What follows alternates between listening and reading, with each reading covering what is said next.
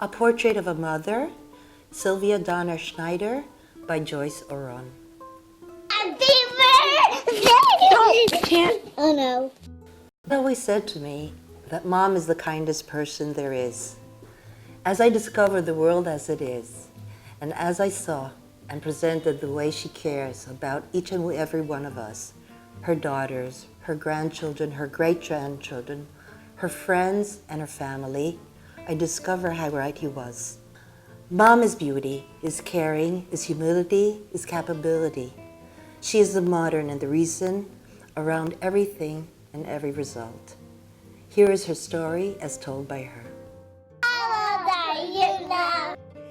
My mother, Dorothy Hoffman, who lived in New York with her Aunt Bessie, decided almost at the last minute to join her aunt on a trip to Palestine, which was to last the better part of a year. She quit her job without much notice and joined her aunt. When they were returning from the trip in 1933, Dorothy met a young man on the ship who was returning to Austria from his trip to Palestine. It was not easy for them to communicate as Dorothy spoke no German, and the young man, Addie Donner, spoke no English. Aunt Bessie, however, was an able translator with her knowledge of Yiddish, and after Addie left the ship in Italy and returned to Austria, he began to study English. In July of 1934, he came to New York. On August 16, 1934, they were married in Great Neck, New York, and thereafter Dorothy and Addie left for Vienna, where they established their home in an apartment on Schottenfeldgasse 76, where I was born June 28, 1935.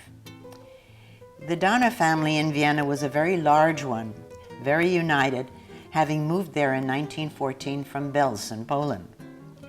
In March of 1938, Hitler invaded Austria, and my parents decided it was time to leave.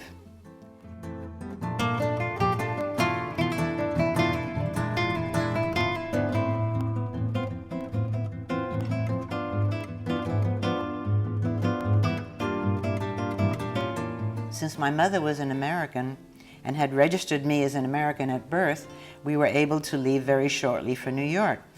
My father, however, spent the next few months in preparations to leave as well. By June, he was finally able to get permission to go to the United States, where Mother and I were living with Aunt Bessie. My parents rented a house where they frequently hosted other immigrants who had left Europe.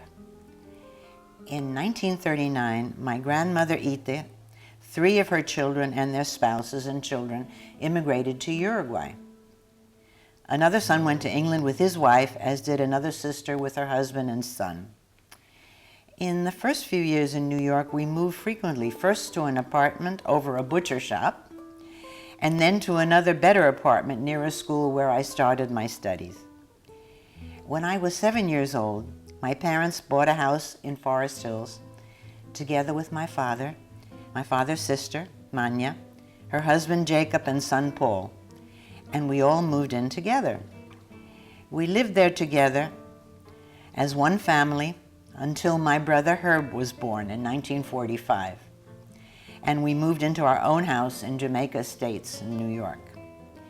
Because of the war, my parents were not able to see their family in Uruguay until 1947, when we all spent several months in Montevideo, where I was sent to school that taught in English. In 1948, just a half year after returning to New York, I decided to go to a boarding school in Lake Grove, Long Island, where I spent the first 2 years of high school and learned some Spanish from a group of students from several South American countries, mostly Venezuela, who were there to learn English prior to going into college in the United States. In 1950, I returned to New York, where I finished high school in Jamaica, and thereafter I went to Ann Arbor, Michigan, to the University of Michigan. In December of 1959, my parents, brother, and I went to Montevideo to celebrate the bar mitzvah of a cousin, Alex Berger. At the bar mitzvah, I met Jaime Schneider, with whom we spoke a mixture of my limited Spanish and his limited English. When we left Uruguay, Jaime and I communicated by mail until the summer of 1960 when he came to New York, and we became engaged. We were married in Montevideo, August 7th, 1960. Right? We spent 15 years there with Joyce and Lita, our daughters, and where I went to the School of Social Work, graduating in 1973.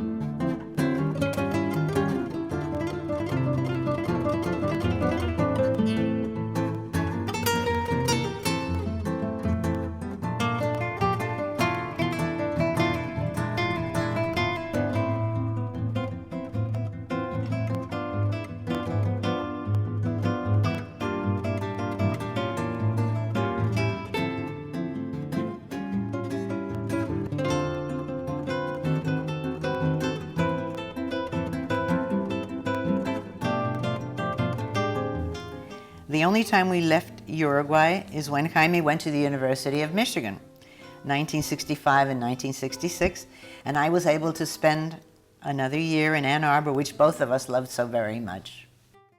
1966 to 1975, Jaime was very involved in the direction of various hospitals and in his position in the government as Undersecretary of Health. In the latter years, however, after my father passed away in Uruguay on a vacation trip to visit his family, we decided it was time to go back to the United States, to New York, to be near my family. Joyce was not with us on this adventure, having made Aliyah in 1972, and was at the time we went to New York a student at the Technion, where she studied architecture. When we came to New York, I went to work with my brother Herb in the real estate management business that my father had begun. The next 15 years, Herb and I worked together.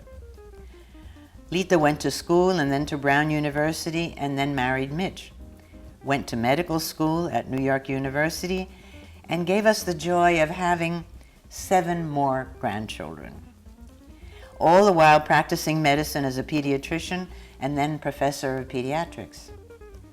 In the meantime, Joyce became a very successful architect with her own office and projects all over Israel, and also gave us 2 more wonderful grandchildren, Maya and Yaniv.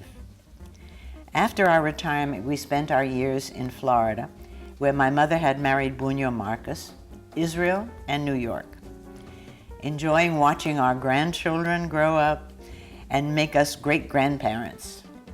I feel that I have been blessed to have always been surrounded with such a wonderful family and so many wonderful friends. I hope, God willing, to continue to enjoy these many gifts for many more years. Happy birthday, dear Grandma. Grandma. Happy birthday to you and many more. Happy birthday, Grandma. Happy birthday, dear Grandma.